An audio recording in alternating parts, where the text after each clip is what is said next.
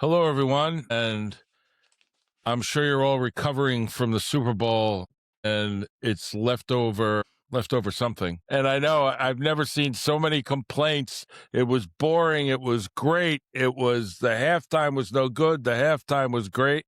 It's ridiculous. So we're going to talk all about it here on Sports Talk with Steve and Justin.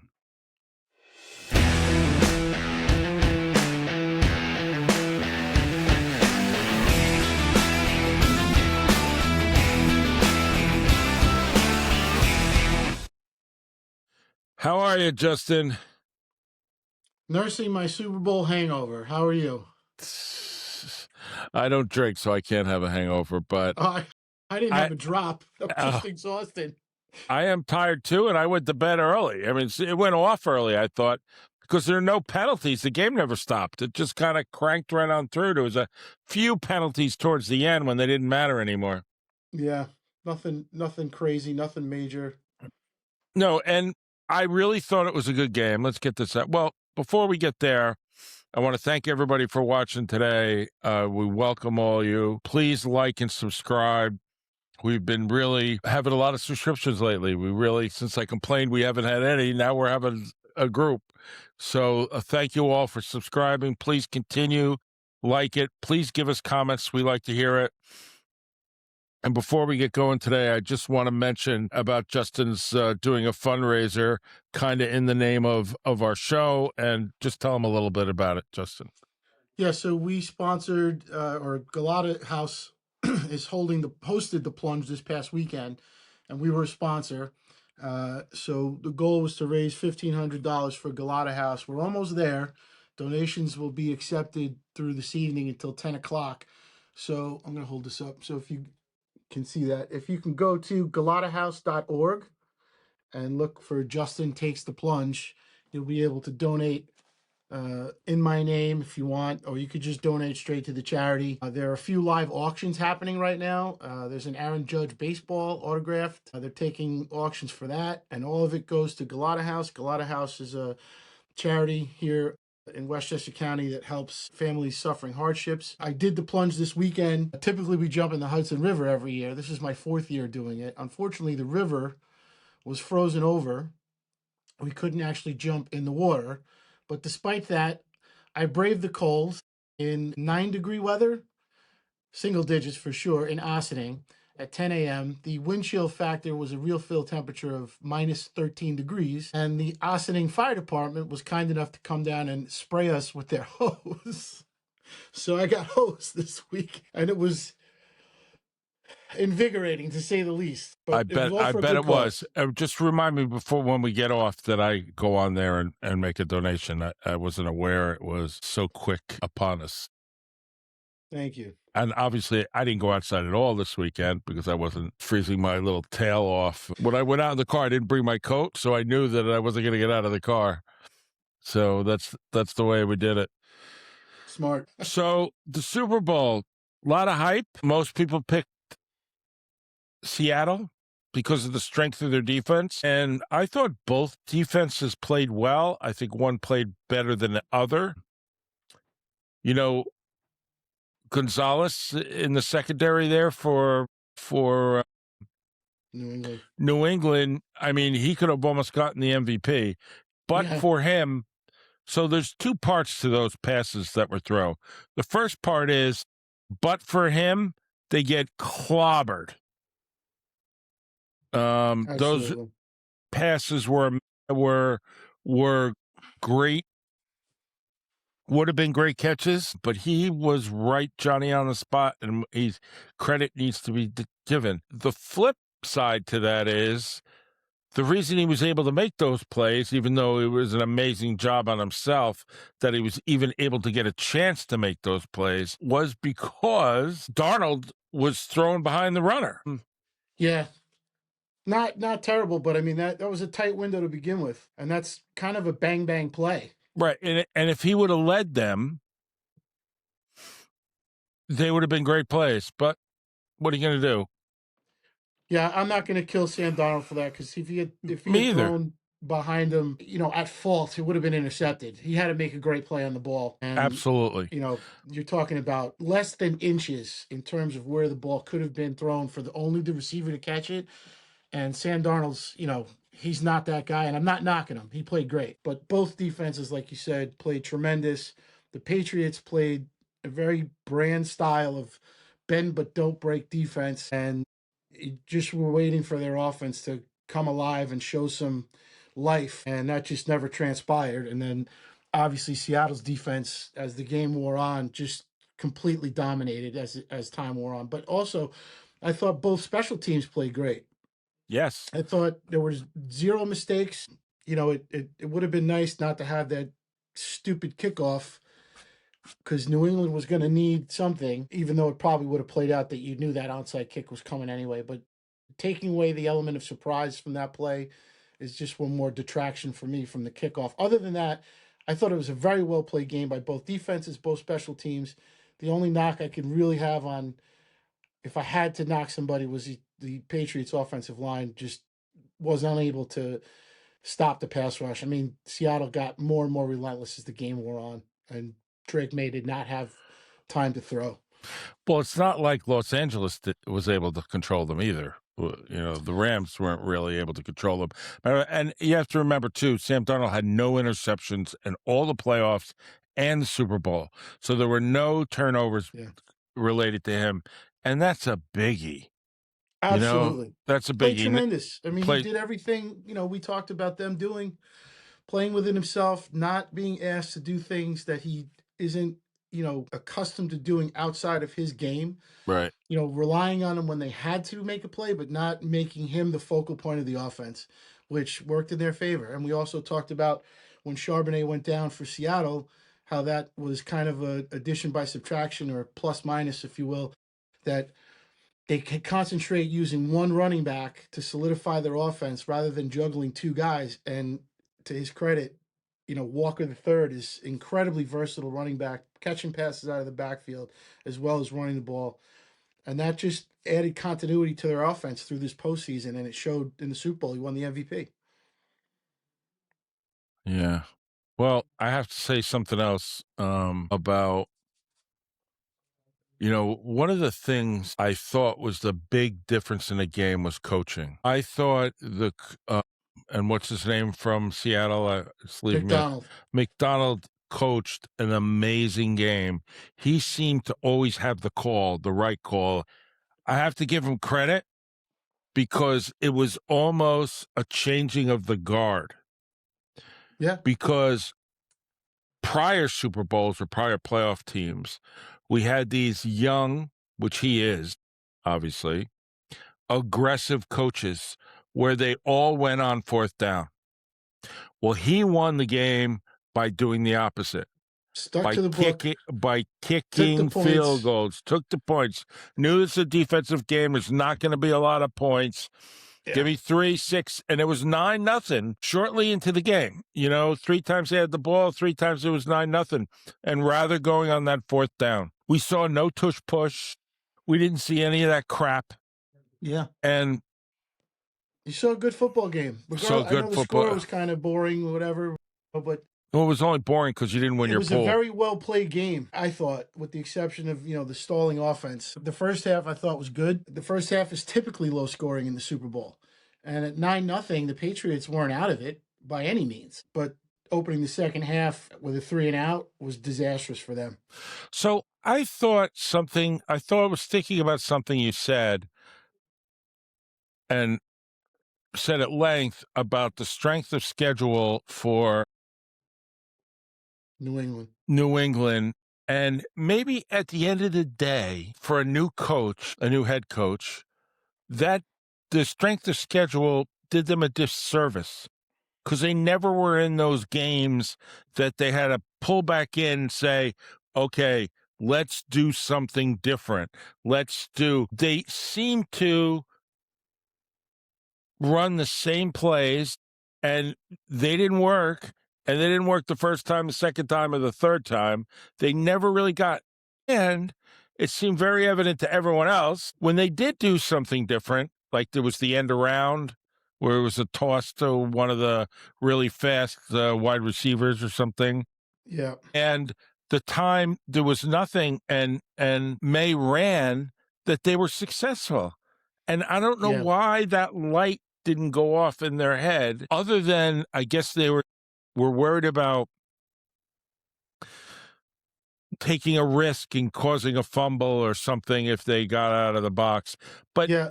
there comes a time, cost benefit analysis there, that you're like, all you got is risk. You want to win this game, all you Yeah. have is risk.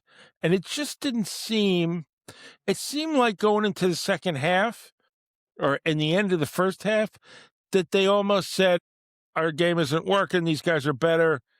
We give up.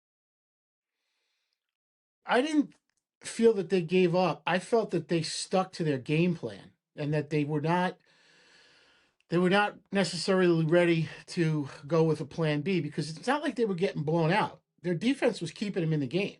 And for them Absolutely. all season long, they did make plays that you would consider home run plays. And I think they were just kind of waiting for that to happen. That's Josh McDaniel and he's who's got more experience in the Super Bowl than him as an offensive Right. coordinator. So I don't know if that came from him or if it came from Vrabel. Let's just keep doing what we're doing. We're gonna break through. But for me, the lack of touches by Travion Henderson, and I know he got hurt a few weeks back. I don't know if that was a factor, because he's their home run hitter, and Right. I thought that was going to be. I was waiting for that to happen. I was like, they got to come out here in the second half. They don't have to hit a home run, but they have to do something to get points on the board, even if it's just a field goal. Because if they come out from halftime and they don't score, I even texted Mike, if the Patriots don't score on this drive, I think they're cooked. And then later Yeah. I texted you guys when I was on that text. Jackson Smith and Jigba came out of the game. I said, this is it, because now's your opportunity to score, stop them and score again when that guy's not on the field. And they just couldn't keep their defense. I mean, they were going 3-and-out and 3-and-out and not moving the ball and barely getting first downs. And it just seemed like they were waiting for the big play to happen, and they just couldn't connect. They couldn't get any spark out of their running game. The Seattle defense just completely controlled the line of scrimmage, and the Patriots never changed the plan, which I respect that. If we've talked about teams being down 14 points and they're still running the football, and you think, do they think they're winning this game 14-0? But this is a little different. This is the Super Bowl. At some point, you can't wait until you're in the time crunch hole to start chucking the ball down the field. Or I thought they, like you said, at the end of that first half, they could have, maybe they could have taken a shot, but certainly to come out in the second half, it just seemed like the same thing. It didn't change anything. And Well, it seemed to remind me of last year's game.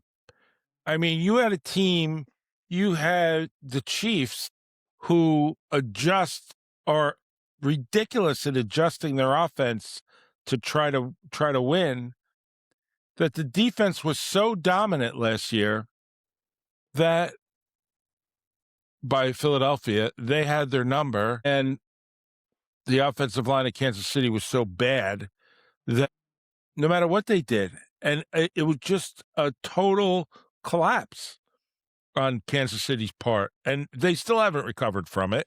both teams threw the ball a lot more than they should have.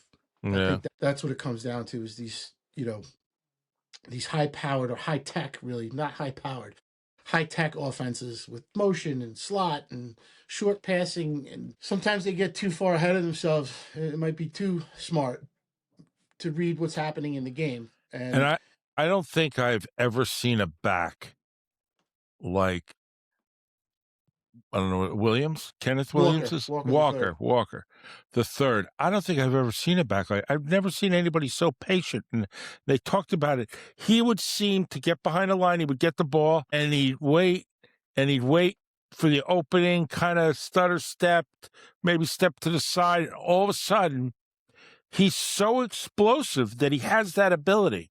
And then as soon as deceptively explosive. I mean, it's ridiculous. He takes off, and one of the runs that he really went for a while in the second half, one of the defensemen grabbed his arm, and he kept running, and finally the guy couldn't hold on. Yeah. I mean, it was amazing. And you saw that again and again. And his explosive, and he's a free agent this year, which is amazing in itself because he's the backup, right? Their main guy got hurt. Well, they've been sharing time all season until Charbonnet got hurt. I wouldn't say Charbonnet is the main guy. They've both been sharing time all season long, and not that fantasy football is a factor, but if you're a fantasy football player and you have either one of those running backs on your roster, you had a frustrating season Right. because one week one guy has all the points, the other week the next guy has all the points, which worked for Seattle's offense for a while to have kind of a balance. But since Charbonnet went down, this offense has just exploded with points. I know last night was all field goals, but it's a little tougher. The Patriots defense is good. Um, but the running game absolutely exploded, in my opinion, because like we talked about previously, the continuity changes when you have a feel for who's playing quarterback or who's in running back when you're an offensive lineman. And it sounds crazy, but it's kind of like the same thing as in baseball when one pitcher's on the mound and the defense is just raises their level of play because they know they have a chance to win or whatever it is. Or when other guys pitching, they know it's going to be a long day and it's a little more frustrating defensively and it lags offensively or whatever the case may be. But in this case, you have one guy playing running back, and I've always felt that, the offensive line plays more cohesively when they are comfortable with who's leading them down the field. Right. Well, I mean, there's a whole lot of things going on with the Seattle Seahawks. One is they have good ownership, and so does and obviously so does New England. But they have great ownership, and their new coach is old school. I mean, He's from the Harbaugh coaching family tree. right, and they practice with pads. They go full speed at practice. They don't do the things that other teams do in today's world. And that has gotten all the players to buy in. If you heard every interview, great bunch of guys, we're all there for each other. Yeah. We love Sam Darnold. I mean, to me, They're all bought in. they're all bought in. And look what they got. They got the world. And first of all, if you saw the interview with the coach, I mean, it's almost like a joke. He doesn't want to talk about himself. Yeah. So, I mean, that's something in itself too. And he said to the team at the beginning of the season that he had to be a better public speaker, right, which I found out yesterday. I thought that was incredible. I know. Because we did talk. Remember, we were talking about Rex Ryan taking bullets for the team. Right. Because he's just so out there. It's all about him, but it protects the players. The players can say and do dumb things, and Rex will hold my beer and one up them and keep the focus on him. And not saying McDonald has to do that, but good for him for recognizing that and saying, hey, I got to do a little bit better of a job, protecting you guys from the media. And speaking of that, that works in Seattle. That might not work in New York. Did you see Rex this morning on the Get Up? I missed it.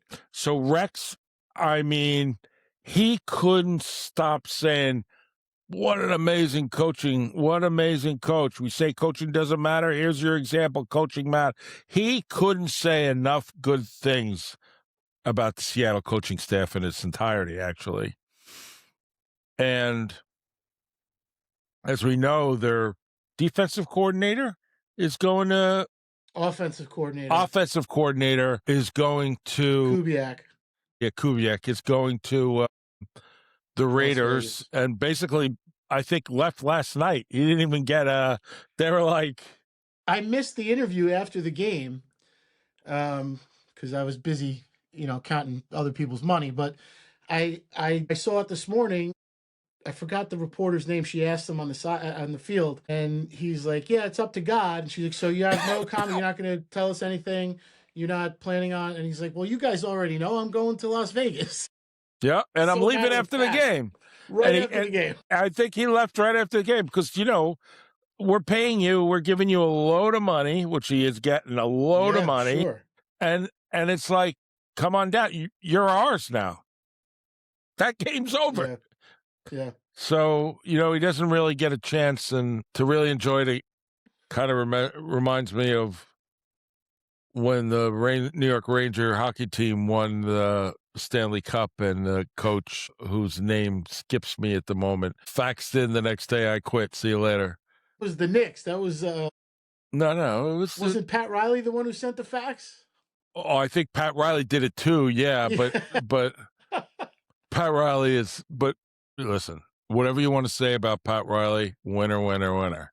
I mean, he spoke when I worked years ago when I was a lonely shoe salesman at Nordstrom's in Paramus, New Jersey. He came and spoke to the employees, and I've never seen anybody speak to a group of people like that in my life. I mean, he was just motivational altogether. I don't know what they paid him, but whatever it was worth it. People really got motivated, and some people there changed their lives. Not me, but other people did change their lives and became, realized that everything's important. And, even if it seems your job is mundane, you could turn it into something more than mundane. Yeah. Yeah. And that was, he was a motivator. It didn't matter. I mean, look who he coached the best of the best, and He certainly did. And you still have to motivate guys. And you still have to motivate them. And he didn't really care what they thought. He cared about winning and winning and winning. And that's what it's really all about when it comes to the professional sports.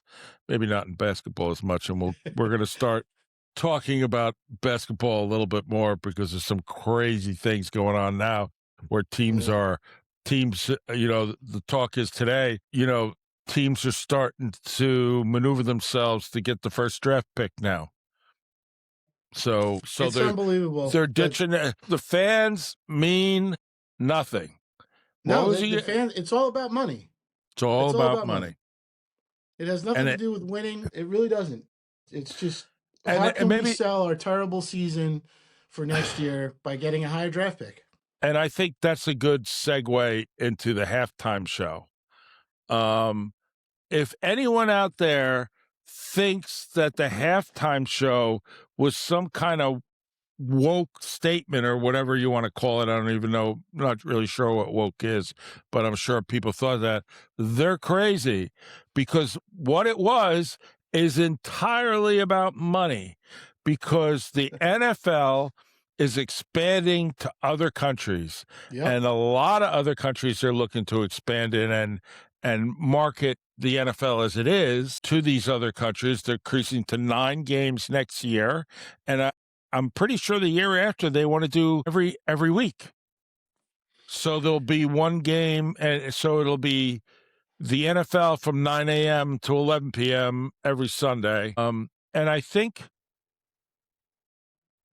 they realize that there are, first of all, somebody needs to pass around a map and let them realize that Puerto Rico is an American possession and that it's part of America. And, whatever you want to say, Bad Bunny, I've never listened to him in my life. First time I really saw him live was when he won a handful of Grammys the other night at the Grammys. I realized his entire thing was in Spanish. The only thing you didn't hear him say in Spanish was "God bless America" or "I love America" or whatever he said.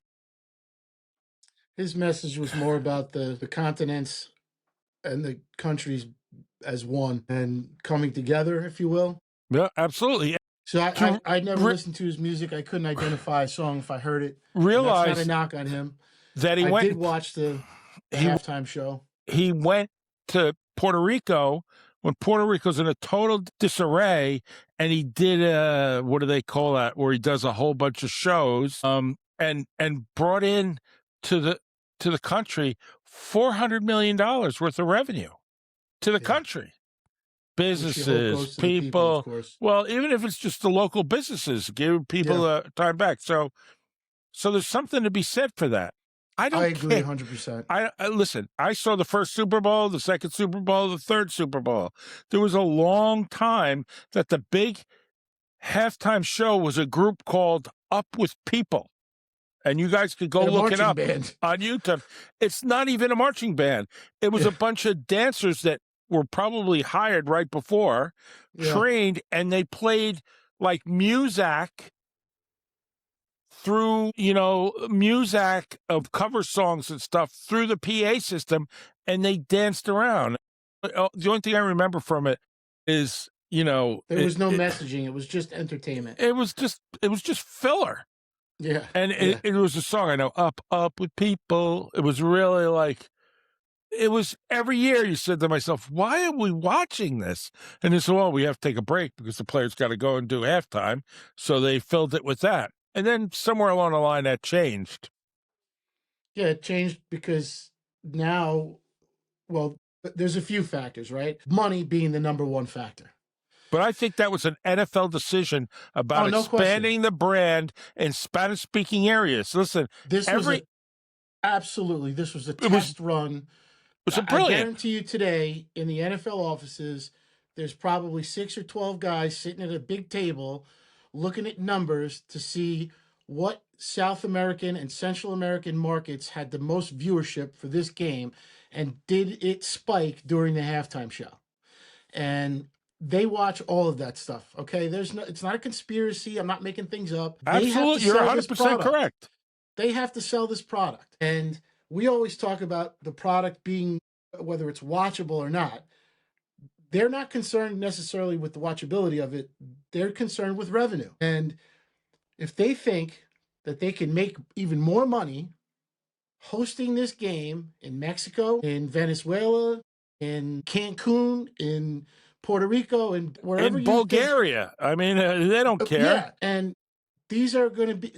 Listen, it's on a neutral site anyway. Okay, I understand there's people that are like, we can't have the Super Bowl in a foreign country. That's ridiculous. But you know what? Where do you people vacation? Right? You go to exotic paradise type locations outside the United States, probably predominantly Mexico. Yeah, people go to Aruba, Puerto Rico, the Dominican Republic, all these beautiful Central and South American places. So pump the brakes because you're not going to the Super Bowl anyway, probably. Who cares where they play it? You're just watching what's between the white lines. So what difference does it make where it's played? It shouldn't make a difference to anybody.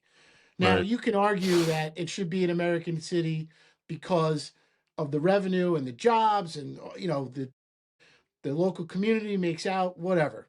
That's politics. And politics isn't everything.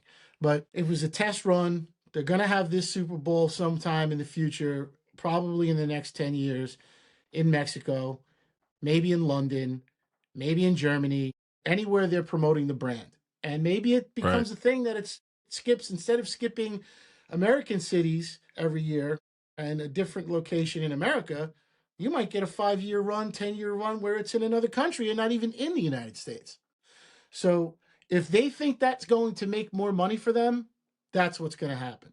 If the market data comes back and says nobody watched the game, it really isn't going to, it's not as popular as we think it. But if you watched the game last night, they had watch parties in all these other Central and South American cities. Did you see all over those the place. parties? I was They were like, how, partying at 3 a.m. in London, I was watching like, the game. how come I didn't get invited to one of these parties? Yeah, exactly. Now, I'm not saying the NFL doesn't help sponsor them or make things happen. Sure Maybe they do, but you got to spend good- money to make money. good for them. I Good mean, for listen, them. this is a business. That's Americana right there. That's If it- capitalism. If it makes the game better, do it. I don't know that it makes the game better. But at the it end of makes the more day, money. now they're watering the grass, right? They planted some seeds. Yep. They're watering the grass. It's funny you say that because the halftime show had people dressed as grass. I know. And I kind of I mean, did I understand a word? And I speak a little Spanish? Boy, I wish I hadn't said that. But I took 5 years of it, and I still can't speak it. He was like 100 miles an hour. I got a few words where he was talking about things. And I heard him say Trump maybe once. And then it was great. And then Lady Gaga, which was a shock. Well, the And football, he had the message on the football, America together. I thought the message was good. I thought this was a complete whiff. I mean, I don't want to talk politics, but I I thought don't the either. president of the United States completely got this wrong. This was an opportunity for him to bring people together, and he didn't do that. Okay. I don't know So what Kid Rock did to bring people together. He wanted to have tell people to go read the Bible. Well, guess what? The majority of Central and South American people are Christian and conservative minded, if you will. So you missed the boat. You could have extended did you see any an films of it? ambassadorship here. You did nothing. Did you see any films of it? All he did was curse and scream. I'm like, Right. yeah, Charlie Kirk's wife there. I didn't see it. I watched the Super Bowl. I watched the halftime show. I thought if there was anything spectacular that happened elsewhere, I would see it later. And I didn't get any text messages about it. I didn't get people blowing up my phone. Oh, did you see what Kid Rock did? So it didn't mean anything to them. Yeah. And I'm not knocking him personally. It's not a I personal like thing. Kid Rock. I mean, take I him or don't. leave him. The messaging is what's most important. You can use the Super Bowl for positivity. That's what this guy did, right? That's what Bad Bunny did. At least I thought he Absolutely. did. I'm sure there will be detractors out there today and all this week They saying were. there's this and there's that, all the conspiracy theorists. I didn't see that, okay? And although I don't understand most of what he said, the music was good. I thought the entertainment was good or watchable, if you will. Some things I didn't understand, but when you saw the people climbing the poles and the power grid thing, I thought that was pretty powerful. And I said when I came back from the Dominican Republic, and I've never been to Puerto Rico, this is a problem that can be fixed. If there's billions of dollars being spent and made on the Super Bowl, you could fix that problem. Did they deserve a power grid that works? Of course they do. And what Yeah. better place to install something than not to refer to the country as a test site, but that's where you can do this. You can put this stuff underground and where it belongs and rebuild and make their lives better. They are Americans. So, I know that's a debate for another time. It's not sports related. I don't want to get into politics, So but I thought the messaging was cool. I thought the halftime show was okay. And I didn't have a problem with it. So also, I mean, in the beginning, whatever you want to say about the NFL, they said all kinds of things. You notice on the back of their helmets and everything, it said the name of the team, and there used to be the messages about they weren't there. I wasn't And watching that closely. and you also noticed they started out with two big-time stars that sung America the Beautiful, amazing job, and the Star Spangled Banner of Charlie Puth. I don't know if you know who he is, but you want to see Charlie Puth. He looks like a nobody kid. He's not that much of a kid.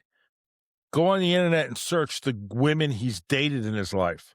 And it's like a who's who of every woman that's been in Maxim magazine. Yeah. So, and he's very talented. He writes lots of music. He wrote that song that I did the little video with my dog that I showed you a while ago, the song from Fast and the Furious where the one actor died in a car crash.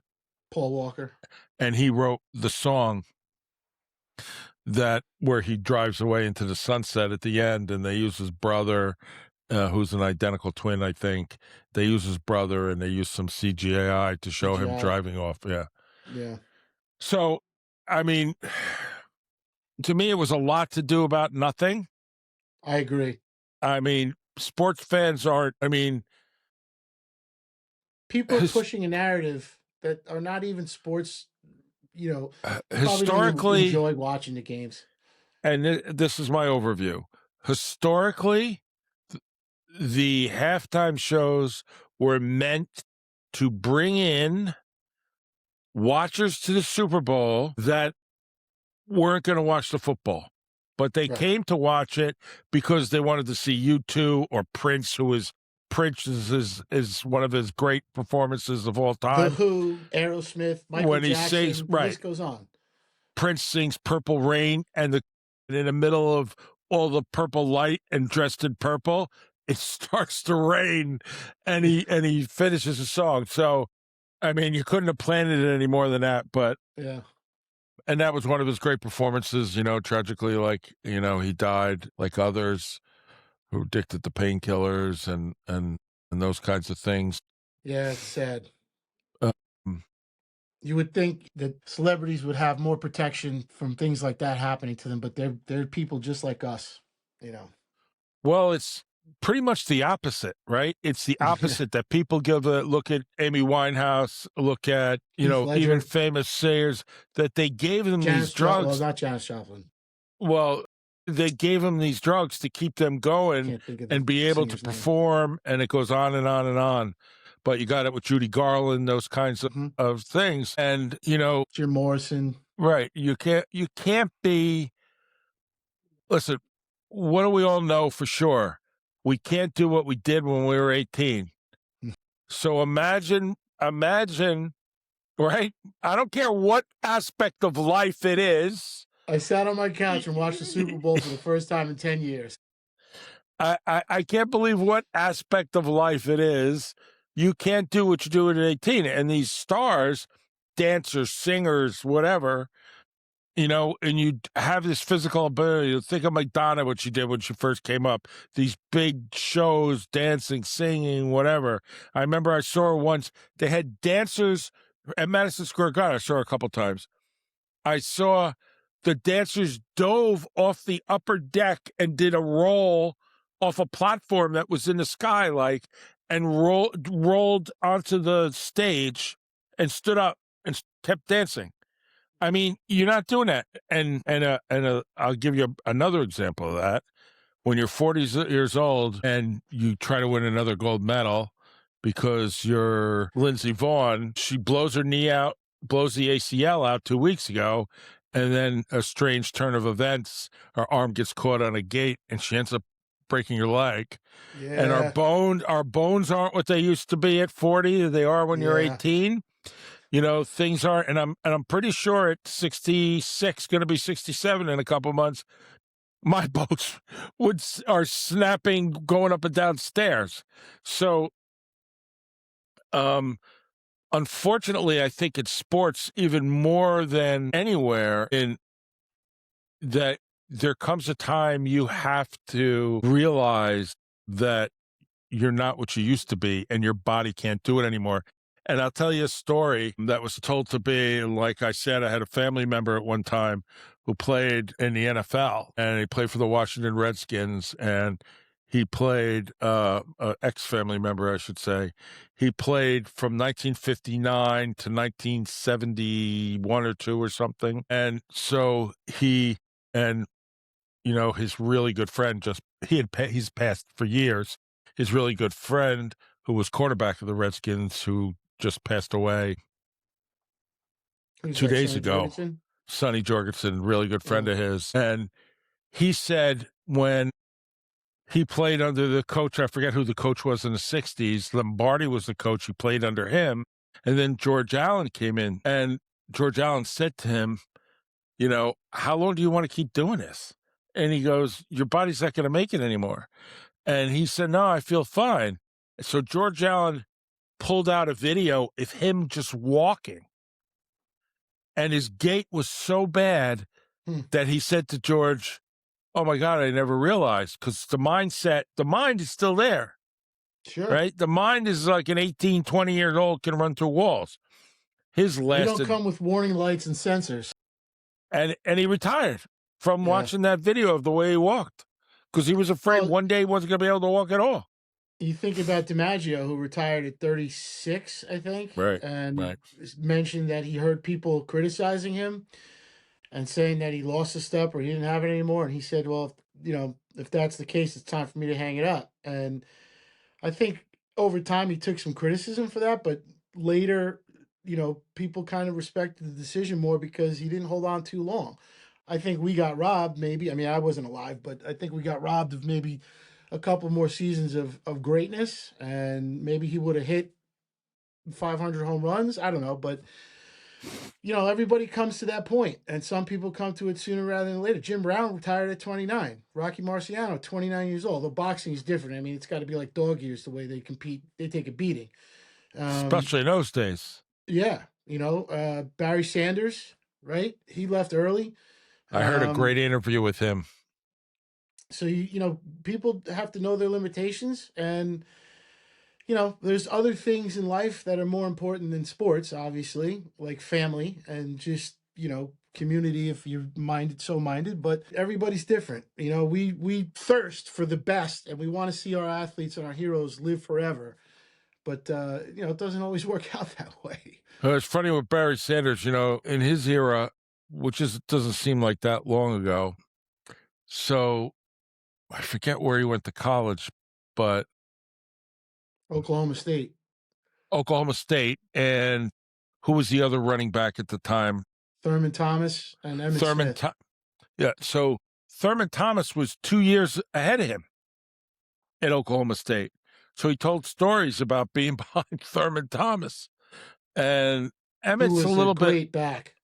Emmett's a little bit later. Thurman Thomas is a great back. Barry Sanders, I mean, he talked about, listen, I realized that, the free agency wasn't then what it is now, if at all, right? So he couldn't just go to another team because he wasn't happy. He realized that Detroit was not going to win. They would have won already, right? Yeah. The year after year, they're having the same issues. And he was so loyal. he retired. He left He was loyal. Yeah, he left and didn't play rather than take his talents elsewhere, if you will, which he could have. I mean, any other 30, well, at the time, 27 teams would have 20 whatever teams would have taken him for sure. I mean, he wasn't past his prime. No. I think he was knee deep in his prime. So was Jim Brown. Jim Brown was knee deep in his prime, and Jim Brown could be the greatest football player ever to live in my mind. I think they're two people Could be the greatest athlete that ever lived. Right, he was. Certainly he was in the top 5, maybe top 3. Right, he was the greatest lacrosse player in the country. Played with the Syracuse, so could be, but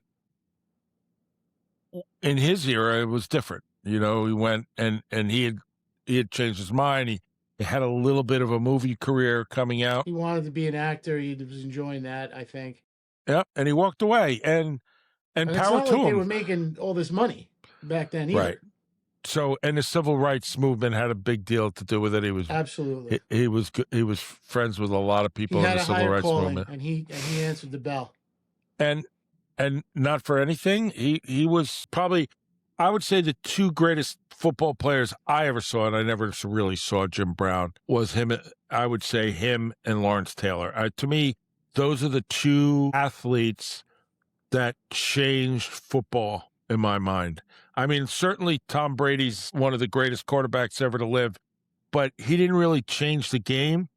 He learned how to play the game better than anybody else and what it took to win. Where Lawrence Taylor really changed the game, his ability to chase down people and whatever. Quarterbacks, coaches coached to stop Lawrence Taylor. And he changed the game. So to me, Jim Brown, and only because he was so dominant, and I don't think you have that in other sports other than Tiger Woods, greatest golfer ever to live. Certainly there are others, but Tiger Woods' dominance in his era is ridiculous. And obviously Michael Jordan. Michael Jordan's competitive nature and pure skill and will to win is second to none. Yeah. So, I mean, you can argue about others. Muhammad Ali, certainly one of the greatest boxers ever to live. He would tell you Jack Johnson, who was his idol, was the greatest boxer, but hard to compare eras like that. But I got a text from Dom here that said DiMaggio retired due to the embarrassment that he was put through with the release of the 1951 Giants scouting report for the World Series that said DiMaggio had only one throw per game left in his arm. It was released to the press, and I guess DiMaggio was mortified and retired.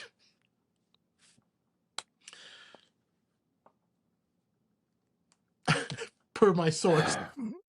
Per your source. Per my source on many other podcasts on my other channel. We're going to have to go by it. Thanks, Dom. Thanks, Tom. That's what happens when you have one listener. They're the only one paying attention. Well, it's a good time to plug the John Lennon podcast. Just go, let it fly. Well, we did. If you want to check out History's Agenda, is my other podcasts. We're doing a couple of things. I'm doing a series of, and Dom and I should say, are doing a series of podcasts about assassinations I call it the assassination game. We've obviously done stuff on JFK.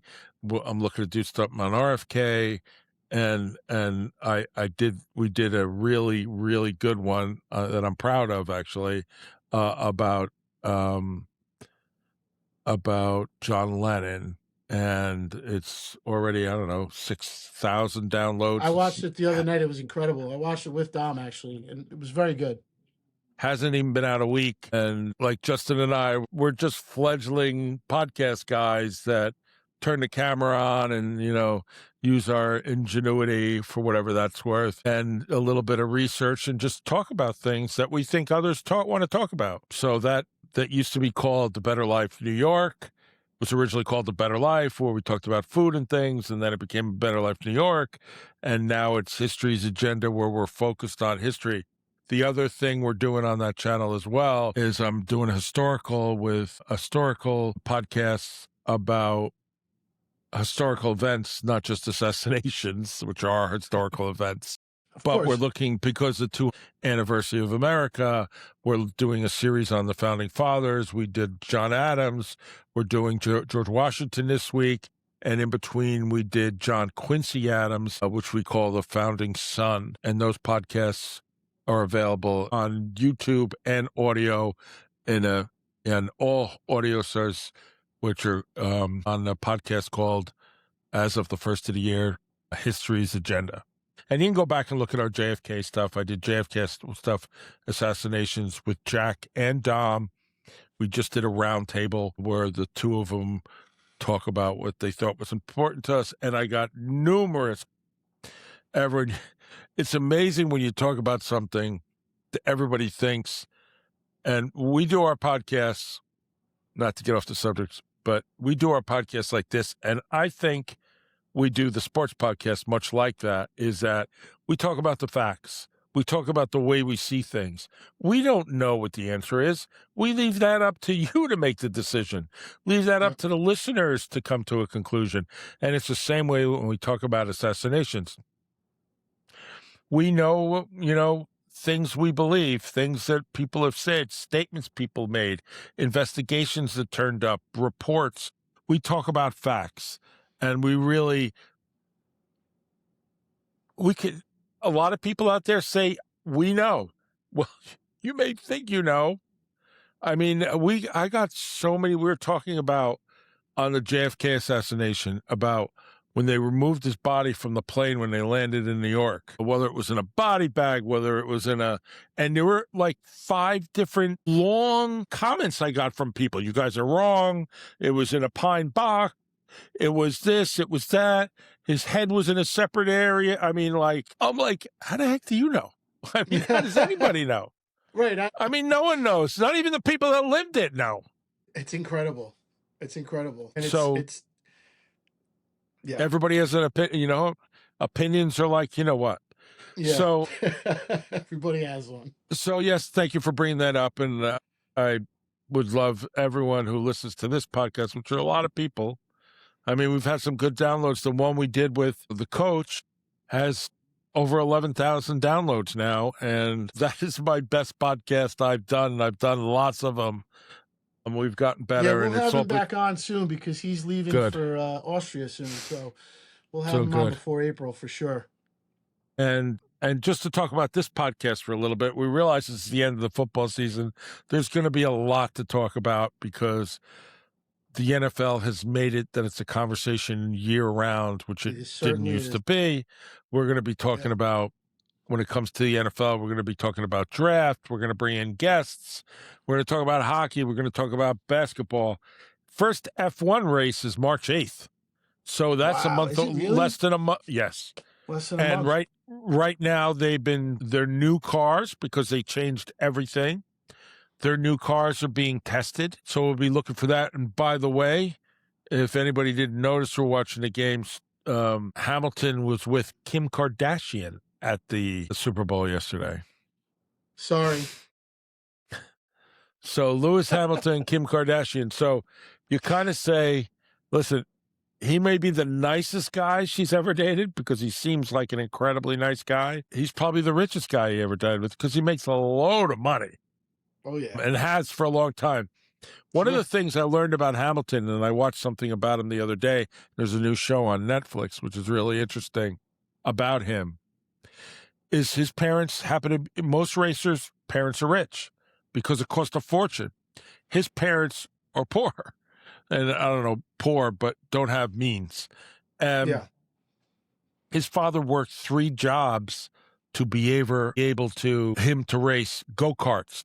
And when he was a kid, 10 years old, he said, no, I'm going to race F1. I'm going to race F1. He's 10 years old. But he had that will and drive. And what happened was that McLaren had a training program, and McLaren took him under their wing and That's allowed incredible. to pay and paid their way. So he was able to train.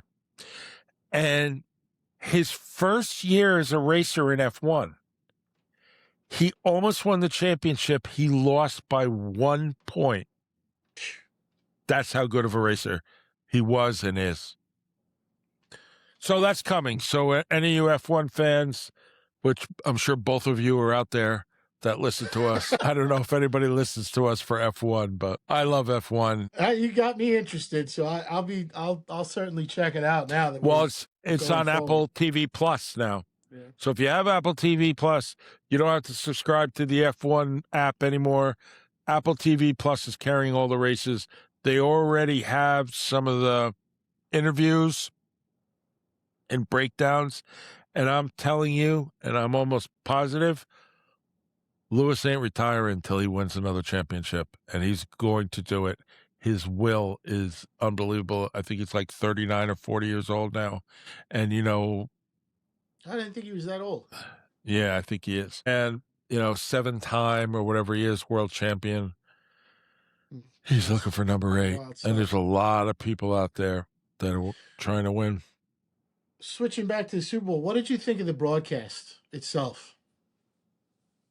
Well, I may like Chris Collinsworth as a player or something. I don't like him as a broadcaster. Yeah, even though that every time I said something, he said it right after me when I was sitting in the room. It makes it sound like he's rewriting a historical document for everyone to pontificate over. I don't particularly care for him as a broadcast. I like Tirico a lot. Tirico's got Tirico a lot. Incredible job, because he's not only was he doing the Super Bowl last night, we were saturated with NBC and the Olympics. And the cross-pollination of them hosting the Olympics plus the Super Bowl was too much for me. So I thought the NFL probably has to rethink how they handle that. And apparently the team that was at the Super Bowl was on a flight to, I forgot, in Italy. The Olympics are in Italy, right? They're in Milan, yeah. So not my favorite city in Italy, but I mean, it's not bad. Don't get me wrong. It's not Toledo. I've never been, so I couldn't tell you. So maybe I didn't like it because when I flew from in the middle of the night, we left at like 6 o'clock. You get there early in the morning, and it was 100 degrees in Milan. It was the hottest summer ever, and for some reason they didn't have any room for the plane at the terminal, so we had to get off on the middle of the tarmac and carry our luggage. They pulled all our luggage off the plane, plopped it down in the middle of the tarmac, and had to carry your luggage all the way across the tarmac into the terminal.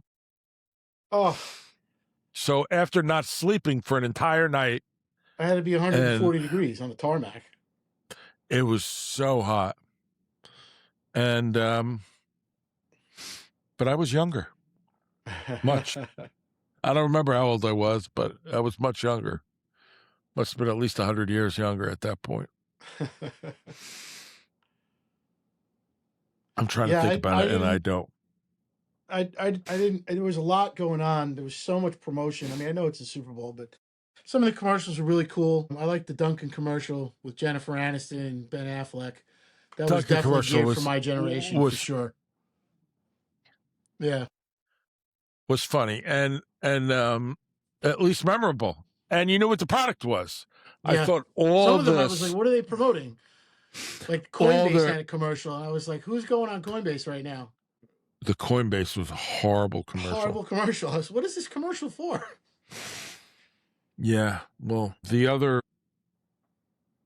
one was Squarespace with what's her name, the actress, and like she was unable to get her name and Squarespace, which I mean the names aren't controlled by Squarespace. Right.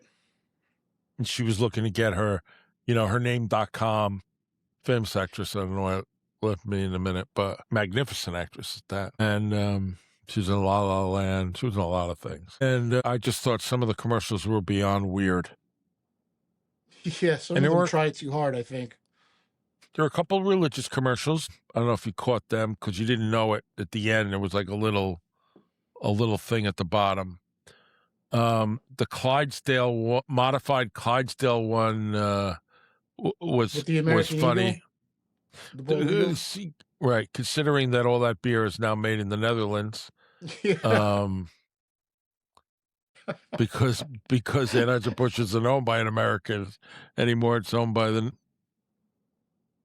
a company from I don't know Anheuser-Busch where is the owned by, I should know this. I can't remember the name of the Heineken or company. whatever those ones out Yeah. there. Yeah, it's something. So It was a change in law or something that allowed that sale to happen. yeah, it's only beer. Who cares? So who It cares is owns it? only beer, but it just goes to show you how powerful marketing and advertising is in this country, where they can't just let a company fail or a family business run its course and let something else take over. It just has to keep rebranding itself over and over again. Yeah, well, they had to do something because marketing was not their forte for a little bit. They The took a model for hit. success being the place I work at, owned a family-owned business for 71 years with no advertising, and will always be owned by the same family, or they'll be going out of business. And no one will ever be able to replicate that or take it over. And I think that's the way it should be. There's something to be said for that. Well, because it's the products and it's the environment and it's Yeah. what you sell is what exists. And every time you go there, um, you're reminded, oh yeah, and I said to myself, I used to come here in law school. With my friends, I'd cut out I thank God I don't practice criminal law because uh, me and three of my friends sat in the back of their criminal procedure class, and it was a thing on who would get up first because you wanted to get up first and pretend like you were going to the men's room or something, and you didn't want to be the last one after the other three guys left. So you kind of were like doing one of these. And then as soon as the professor turned his head, you got up and left. And thank God I don't press criminal law because I don't know anything about criminal procedure. I mean, I've done some arraignments, but in federal court, not state court. I would never try to do one in state court. And and the ones I did in federal court were RICO cases, was the only thing I know about the criminal law is RICO statute, unfortunately. Only because I used to practice civil RICO, so one blended into the other. So we have a lot of things coming. Is there anything else we want to say about the Super Bowl other than it's over? Did you win any money? I took a I broke beating. even. You Good know for me, you. I hedged, whatever. Yep. But the grand scheme of things, it wasn't more than $30 I bet or whatever. So they're not making any money, but I hedged all my bets. Whatever. But that's what happens when you do a really good pool that costs a lot of money. Oh, well, I did bet in one pool. So if I include that money, yeah, maybe I did lose a little bit. But So, needless to say, next week we're going to talk about basketball. We're going to talk about hockey. We're going to talk about whatever transpires about the teams that can't hire any coaches. Though I do think Kyler Murray is going to go to Miami. I can see that. Fresh start. I think they're looking to get rid of him. They've kind of made it known. And for some reason, they almost talked about flip-flopping their quarterbacks, which would be interesting. You mean Tua going to Arizona? I mean, if Miami's able to unload the contract, good for them. I don't see how that helps Arizona. There would have to some recourse, but Justin and I's point of view are the same on Tua. We would like him to take his money and go away because he's just too physically. He's fragile. I don't want to I'm say afraid he's going to get hurt. He's fragile, permanently hurt, bad. And we're not talking about breaking a leg here. We're talking about concussions, his brain, his things. These things are going to keep happening to him, and they're going to happen to him in more frequency, and he needs to walk away. And just like we talked about it before, about people not knowing when to walk away, Tua's obviously he's got a big contract. They gave him lots of money. No one has any idea why. And and we have a lot of new coaches. They're going to try to make really good moves, and the Jets are going to do nothing. And that's just incredulous what's going on with the Jets. I mean, really, it's beyond the scope of my bandwidth to understand now how deeply terrible they really are. And I knew they were, and I still can't understand it. Deeply terrible from a management standpoint, from 100%. An executive standpoint. Absolutely. The organization is the worst organization in sports, and that includes the Browns. I mean, think of other franchises that are in that category of never winning anything ever. They're so whether end of the top of it or the bottom, whatever. They're the pinnacle of terribleness. Well, the Browns weren't the Browns. The original Browns all moved, right? Wherever they went to Baltimore. Yeah. So I mean, the original Browns had a long history years ago of winning the Super Bowl. Before the Super Bowl, right? So, but there's a lot of things, you're going to think about what's going to happen in Green Bay. You have some new stadiums being built, and people are packing up and leaving and going to other places. Now you wonder, even in Buffalo, what's going to happen there. It's almost like a mystery. They have a new stadium coming in a year or so. It's not next year; it's the year after. I thought it was this year. Oh, maybe it's this year. Is Kansas City the year after? Is that the one? Kansas City's a little further down the road. Yeah. And where everyone's going to find out that there's Kansas City, Kansas, and Kansas City, Missouri, and so I wonder if they're going to rename the team. You have to wonder. I mean, that's an incredible move. I don't think those owners are ever renaming the team. I mean, too long a history. I mean, Hunt is... The stadium's not being built in a prominent city, though, right? No, it's like outside of Kansas City, Missouri, I think. Are they in Kansas City, Kansas now? I don't know. No, they're in Missouri. Are they in Missouri. Or... They're in Missouri. So, Kansas City, Kansas, if you ever saw the two cities, one is beautiful, one is beat up. And they're going from beautiful to beat up. So... Any listeners must have out there? A long-term plan, because why would you move otherwise? I mean, you hope they have a long-term plan. Because somebody's paying. Yeah, you still want to do something to better the community, And there's a lot of things going to go on. Believe me, there are going to be a lot of movement in Las Vegas. You're going to see a lot of moves. You're going to be drafted number one. You're going to have to put a team around him. There's going to be, listen, Tom Brady is pulling a lot of strings there, and he learned from two of the best future Hall of Famers there are, Tom Brady Belichick and Kraft, ownership, coaches, he's going to, believe me, he's going to follow that model and make a great team there. Yeah, I imagine they're going to be. Someone mentioned yesterday that they weren't going to take Mendoza number one, and I said unless he has a disaster of a combine, I just don't see that happening. Unless he blows his shoulder out, they're not. Come on, Yeah, you're going to take him even to put him up and trade him. They're going to take him. their position was that they're gonna draft a defensive player number one, or trade the pick and then take a quarterback next year, which I think they're in an incredible Yeah, position but who to knows? get a quarterback. So who knows?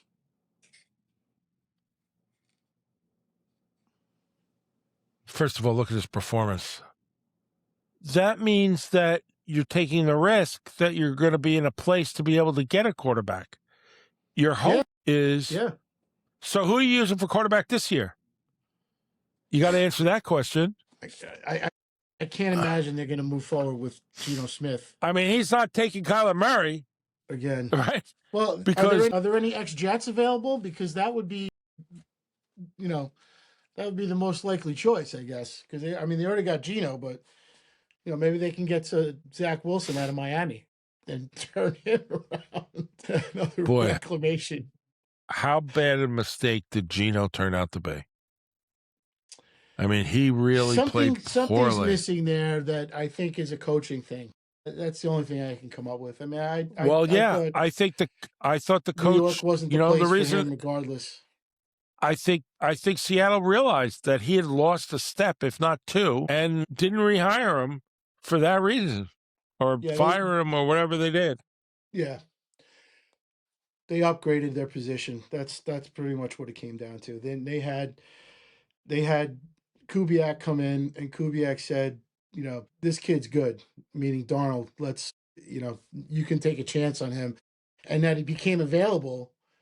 Is even more shocking because he won 14 games with Minnesota and they just completely abandoned them.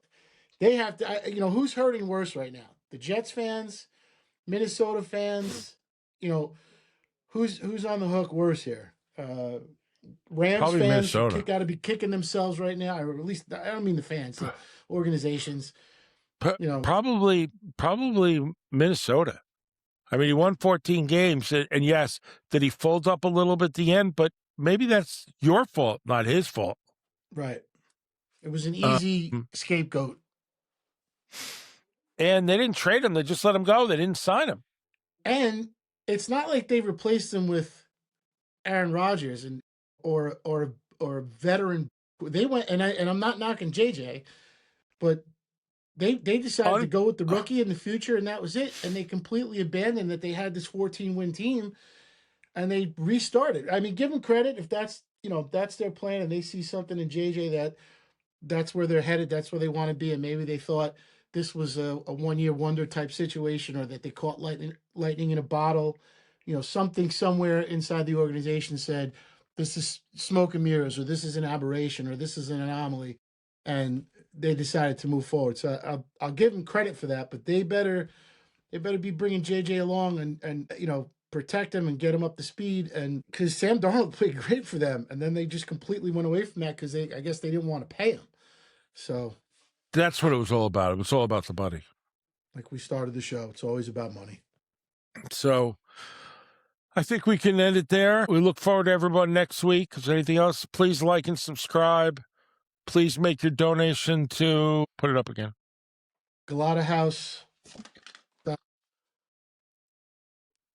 Pull it back a little bit. There it is. Justin takes the plunge. And it has nothing to do with a stuffed up toilet.